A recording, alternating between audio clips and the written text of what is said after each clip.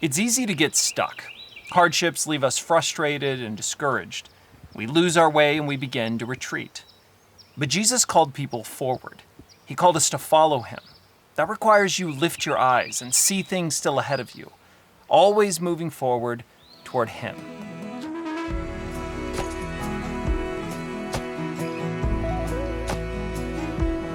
Even for believers, things don't always go the way we expect. We all know it or discover it soon enough. Life tests our patience, our hope, and our sense of God's presence. It's easy to be overcome by fear, to lose our way, to feel alone. But you're not left hopeless in those challenges. God's presence is more certain than even the inevitability of hardship.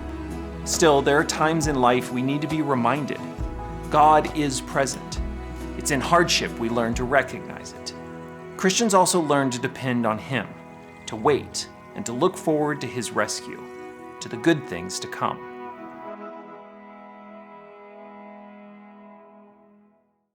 Never underestimate the determination of a father in need. When a government official heard that Jesus would be nearby, the man was determined to find him. It's a moving story, and as a father, one I resonate with. The man's plan was to convince Jesus to come to his home with him to heal his sick son. He was persistent in asking, and even when Jesus seemed to not respond to his first request, the man pressed again. Finally, Jesus commanded him to return home, and he would find his son healed. This was the ancient world. It was a lot harder to find people then. By obeying, there was a risk for this man. He had finally found Jesus. If the man left now, he might not find Jesus again.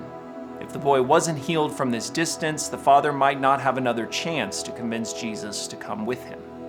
But John records, the man believed what Jesus said and started home.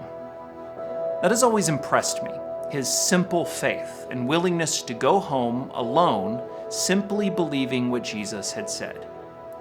Faith is like that. There comes a moment when we must lift our eyes from our need and receive whatever it is Jesus has offered. Sometimes it's not how we pictured it, but faith allows us to see whatever Jesus has offered as exactly what we need. While the man was on his way home, servants came rushing out to him. His son was healed the very moment Jesus commanded it. I wonder what that father was thinking in that gap, the gap between Jesus' words and the word from home that the boy was well. This father walked that gap by faith alone. He had nothing but a word from Jesus. It was enough to move him, enough for him to anticipate the good news Jesus had spoken. It's easy to get stuck. It's easy to get fixated on our ideas, the way we think things should work out. When we face hardships, we pretty quickly form the solution in our head, and yet sometimes Jesus chooses to do it another way. Faith compels us to listen carefully, to believe and to look forward to what Jesus has offered, to move toward it by faith alone. In the midst of this man's need, Jesus had asked, "Will you never believe in me unless you see miraculous signs and wonders?" The crowd who was following Jesus came expecting to see things. One might think that this father expected the same, but he demonstrated a different kind of faith, a faith that could move forward with nothing more than a word. God has given you so much. Certainly that includes a word, a promise. God has promised you eternity. He's promised you healing. He's promised you peace that transcends the things of this world. Perhaps you need to hear it again. Remind yourself again, and then move. Live toward what you have in Christ. What has Jesus spoken to you? What do you carry with you when you walk through that gap? Are you stuck?